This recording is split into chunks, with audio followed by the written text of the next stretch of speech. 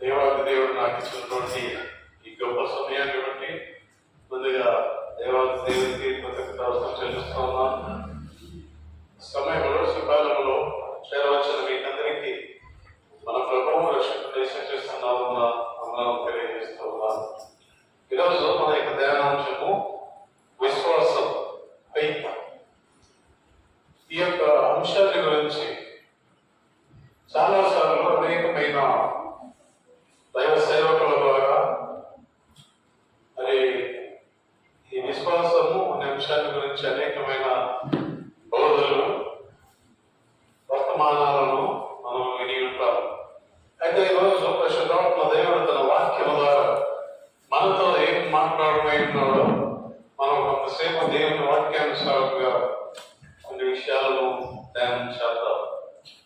ఈ యొక్క విశ్వాసము అనే అంశాన్ని బట్టి ఈ సమయంలో మనము ఒక వాక్యాన్ని చదివి ప్రార్థనతో మనం ప్రారంభించుకుందాం. అపోస్తలుడైన పౌలు హెబ్రీయులకు రాసిన పత్రిక 11వ అధ్యాయము మొదటి వచనాన్ని చదువుకొని ప్రారంభించేద్దాం. అపోస్తలుడైన పౌలు హెబ్రీయులకు రాసిన పత్రిక 11వ అధ్యాయం మొదటి వచనం, విశ్వాసం అన్నది నిరీక్షింపబడు వాటి యొక్క నిజ స్వరూపమును అదృశ్యమైనవి ఉన్నవనులకు రుజువునై ఉన్నది. ప్రార్థన చేసుకుందాం. మమ్మల్ని మిక్కిలిగా ప్రేమించిన మా పరలోక తండ్రి, నీ ఘనమైన నామమునకు స్తోత్రాలు చెల్లిస్తున్నాం ప్రభువా. సర్వోన్నతుడా, సర్వశక్తిమంతుడా, సర్వాధికారి, జీవముల దేవా, నీకే స్తుతి స్తోత్రాలు చెల్లిస్తున్నాం. గత వారమంతయు మమ్మను కుటుంబాలను నీ యొక్క శ్వాస నుంచి ప్రార్థించిన ప్రతి ఒక్కరిని ఆశీర్వదించావు, నీ కాపుదల దయచేశావు. ప్రతి విషయంలో, ప్రతి పనిలో మాకు తోడుగా నడిపించిన దేవా, నీ వందనాలు.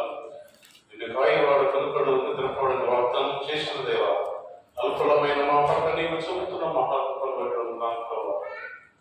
సమయంలో కొంతసేపు నీ వాక్యాన్ని ధ్యానిస్తూ మేము కూడుకొనిగా అందులోని ఆత్మీయ సత్యం గ్రహించే జ్ఞానం మనకి లేదు ప్రభావ.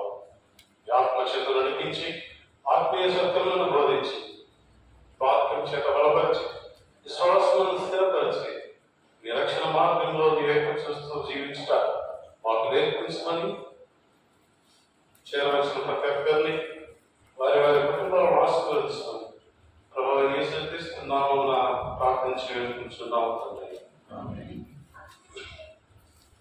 తొమ్మిదిలో మన యొక్క ధ్యానాంశము విశ్వాసం.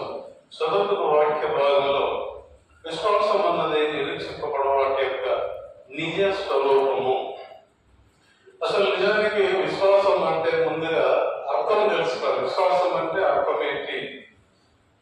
మనము వ్యవహారిక భాష అంటే మనం మాట్లాడుకునే భాషలో విశ్వాసం అంటే అర్థం ఏంటి అంటే దేవుడు బయలుపరిచిన విషయాలు సత్యమైనవి అని మనస్ఫూర్తిగా నమ్మటం. దేవుడు అనేకమైన విషయాలను తన వాక్యం ద్వారా మనకు బయలుపరిచినాడు, సృష్టి ద్వారా కూడా బయలుపరిచినాడు. అయితే ఇవన్నీ కూడా సృష్టికర్త అయిన దేవుడు చేసినవేనని, దేవుడి వాక్య భాగంలో ఆయన ఏమైతే బయలుపరిచినాడో ఇవన్నీ కూడా సత్యమని నమ్మటమే విశ్వాసం. ఇది వ్యవహారిక భాష, మనం మాట్లాడుకునే భాష. అయితే పౌలు గారు వాక్యానుసారమైన ఒక అర్థాన్ని తెలియజేస్తున్నాడు. మరి ఆ అర్థం మనం ఇప్పుడు చదువుతున్న వాక్య భాగంలో విశ్వాసం అన్నది అంటే, విశ్వాసం అంటే ఏంటో ఇక్కడ చెప్తున్నాడు. నిరీక్షింపబడే వాటి యొక్క నిజ స్వరూపం. నిరీక్షింపబడే వాటి యొక్క క్రైస్తవ విశ్వాసాలకు ఒక నిరీక్షణ ఉన్నది. హోప్ అంటారు ఇంగ్లీష్. ఏమిటా నిరీక్షణ అంటే, ప్రభువు పునరుత్థానమై లేచిన తర్వాత 40 దినాలు శిష్యులకు మరణీయులకు ఆయన కనిపించి అనేక విషయాలను ఆయన బోధించి ఆ ఒలీవ పర్వతం దగ్గర నుంచి ఆరోహణం అవుతూ ఉంటే ఇద్దరు తెల్లని వస్త్రాలు ధరించుకున్న వ్యక్తులు, గలిలయ మనుషులారా, మీరు ఏ రీతిగా ఆయన ఆరోహణం అవడం మీరు చూస్తున్నారో అదే రీతిగా ఆయన మరలా వస్తాడు అని వాళ్ళకి తెలియజేశారు. ఇది క్రైస్తవ క్రైస్తవ విశ్వాసుల యొక్క నిరీక్షణ. మనమందరం కూడా ఆయన తిరిగి రాబోతున్నాడని ఒక నిరీక్షణ కలిగి ఉన్నాం. ఈ నిరీక్షణ అనే దానికి కూడా ఒక అర్థం ఉంది. అంటే నమ్మకంతో ఎదురు చూడటం, నమ్మకంతో ఎదురు చూడటం. ఈ లోకంలో అనేకమైన వాటి కోసం మనం ఎదురు చూస్తుంటాం. ఉదయం లేచిన దగ్గర నుంచి సాయంత్రం మళ్ళీ పడుకుంటే వరకు ఎవరి అవసరాలను బట్టి వాళ్ళు వాటి కోసం ఎదురు చూస్తూ ఉంటారు. అయితే వాక్యంలో చెప్పబడిన ఈ నిరీక్షకు లోకానుసారంగా ఎదురు చూసే వాటికి చాలా వ్యత్యాసం ఉన్నది.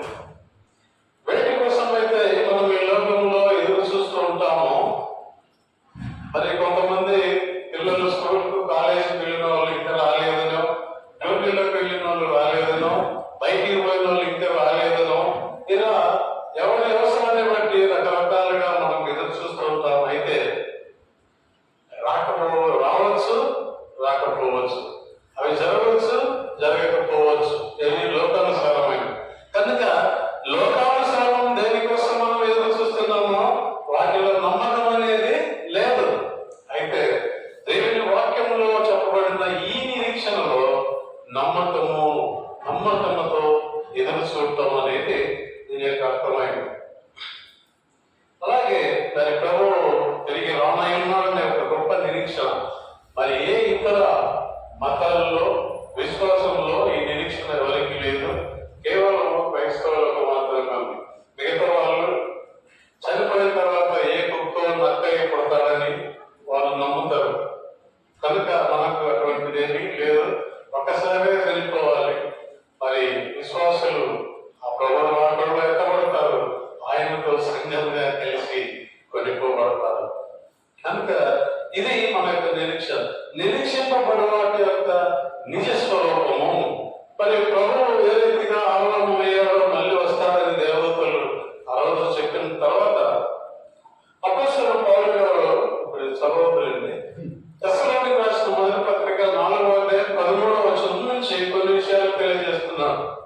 ఆర్భాటముతోను ప్రధానమైన శబ్దముతోను దేవుని బోధతోను ఆయన పరలోకం నుండి దిగివచ్చును అని చెప్తూ, మృతులైన వారు మొదట లేస్తారు, ఆపై సజీవులైన వారు ఆకాశ మండలంలోనికి వెళ్ళిపోబడతారు. మనము ఆ తర్వాత అంటాడు సదాకాలము మనం ఆయనతో కూడా ఉంటాము. ఎంత గొప్ప నిరీక్షణ! ఈ నిరీక్షణ క్రైస్తవ విశ్వాసులకు మాత్రమే.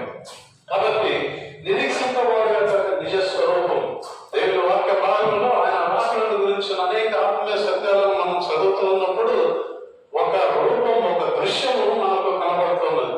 ప్రధానంగా ఒక శబ్దము, దేవదూతలు మేఘముల మీద అలా వస్తున్నప్పుడు చనిపోయిన వారు మొదట ఎత్తబడతారు, ఆ పైన సజీవులుగా ఉన్నవారు ఎత్తబడతారు.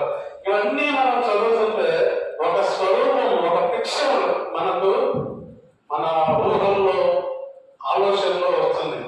వాటి నిరీక్షింపబడే వాటి యొక్క నిజ స్వరూపము అదృశ్యమైనవి ఉన్నవన్నటకు రుజువై ఉన్నది. అదృశ్యమైనవి కంటికి కనబడనివి. కంటికి కనబడనివి చాలా ఉన్నాయి.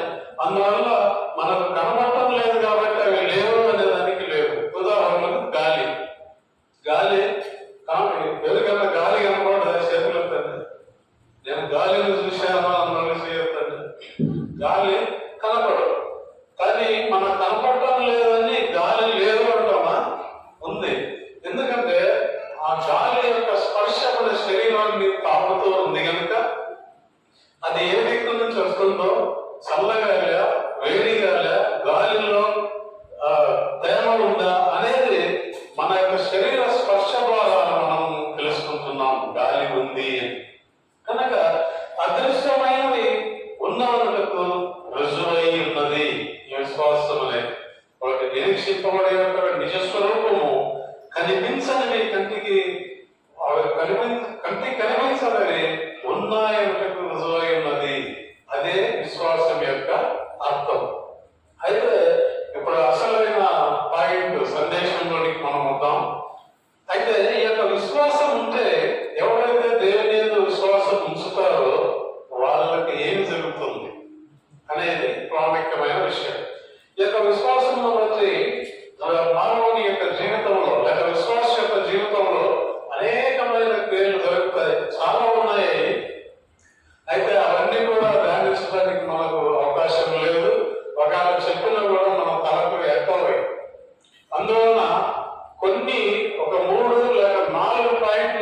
జ్ఞాపకం చేయాలని వాక్యంలో నేను ఇష్టపడుతూ ఉన్నాను. అసలు ఒక మనిషి విశ్వసించు, నీవు దేవుని యందు విశ్వాసం ఉంచు, దేవుని నమ్ముకో అని ఎన్ని మాటలు చెప్తూ ఉంటారు కదా. మరి అలా దేవుని నమ్మినప్పుడు, దేవుని యందు విశ్వాసం ఉంచినప్పుడు మనకి ఏమి జరుగుతుంది అనేది చాలా ప్రాముఖ్యమైన విషయం. అందులో 4 పాయింట్లు ఒక్కొక్కటి త్వరగా చెప్పి ముగిస్తాను. మొట్టమొదటిది, ఎవరైతే యేసు ప్రభువునందు లేక దేవుని యందు విశ్వాసం ఉంచుతారో వారికి రక్షణ కలుగుతుందని వాక్యం సెలవిస్తుంది. రక్షణ మరి పాపం వలన వచ్చే జీతము మరణం. ఆ మరణము ఈ లోకానుసారంగా శరీరానుసారమైన మరణాన్ని గురించి ఇక్కడ మాట్లాడటం లేదు, కానీ ఆ ప్రకటన గ్రంథంలో అంటారు అది 2వ మరణం, అంటే అగ్నిగుండం. ఈ లోకంలో జీవించి మానవుడు పాపంలోనే జీవించి శరీరంతో ఈ లోకంలో చనిపోతే తప్పకుండా నరకానికి వెళ్తాడని వాక్యం సెలవిస్తుంది. కనుక ఆ నరకం నుంచి, ఆ 2వ మరణం నుంచి తప్పించబడాలి అని అంటే, రక్షించబడాలి అని అంటే, మరి లోక రక్షకుడైన యేసు ప్రభువును విశ్వాసం ఉంచి ఆయన ఎదుట పాపములను ఒప్పుకొని విడిచిపెట్టి ఆ రక్షణ అనుభవాన్ని కలిగి, అంటే బాప్తిస్మం ద్వారా మరి విశ్వాసం ద్వారా ఆ అనుభవాన్ని కలిగి వాక్యానుసారంగా ఈ లోకంలో జీవించినప్పుడు ఆ రక్షణ భాగ్యము మనకు కలుగుతుంది. అంటే ప్రమాద స్థితి నుంచి క్షేమకరమైన స్థితికి రావడం, తీసుకొని రావడం. ఈ నరకం అనేది ప్రమాదకరమైన స్థితి. దానికి ఎండ్లెస్, బాటమ్లెస్ పిట్ అంటారు. కింద ఏమి ఇంకా ఇంతవరకు ఏమి ఉండదంట. అంతేకాకుండా వాక్యం ఏమన్నంటే అగ్ని ఆనదు, కలుగు సావదు. కనుక ఈ ప్రమాదకరమైన స్థితి నుంచి క్షేమకరమైన స్థితికి రావడమే రక్షణ. ఆ రక్షణ యేసు ప్రభువులో, యేసు ప్రభువుతోనే సాధ్యం, ఇంకెవరితో లేదు. చాలా మంది వాళ్ళు పరలోకం లేకపోతే వాళ్ళ భాషలో ఇంకొక వేరే వేరే మాటలు ఉపయోగిస్తారు. వాళ్ళు